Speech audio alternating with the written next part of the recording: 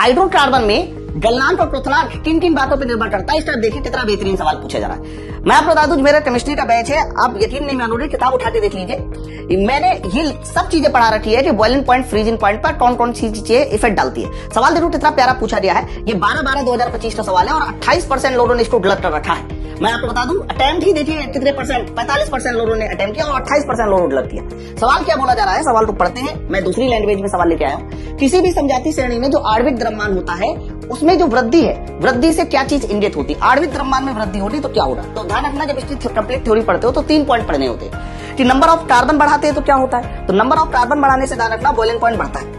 Molecular weight जब आप बढ़ाते हैं तो भी बॉइलिंग पॉइंट बढ़ता है। लेकिन जब नंबर ऑफ ब्रांचिंग बढ़ाते हैं, ब्रांचिंग समझ रहा है ना, एक सीधी श्रृंखला होती है, फिर एक कार्बन नीचे आता है तो सिंगल ब्रांच, 2 कार्बन ऊपर नीचे हो जाते हैं तो डबल ब्रांच। तो जैसे जैसे नंबर ऑफ ब्रांचिंग बढ़ती है तो ध्यान रखना हमारा जो बॉइलिंग पॉइंट है वो कम होता है। लेकिन इन्होंने इस सवाल में फ्रीजिंग पॉइंट के बारे में पूछा, तो ध्यान रखना इन तीनों चीजों में जो फ्रीजिंग पॉइंट है, इन तीनों चीजों को बढ़ाने से फ्रीजिंग पॉइंट हमारा बढ़ता है।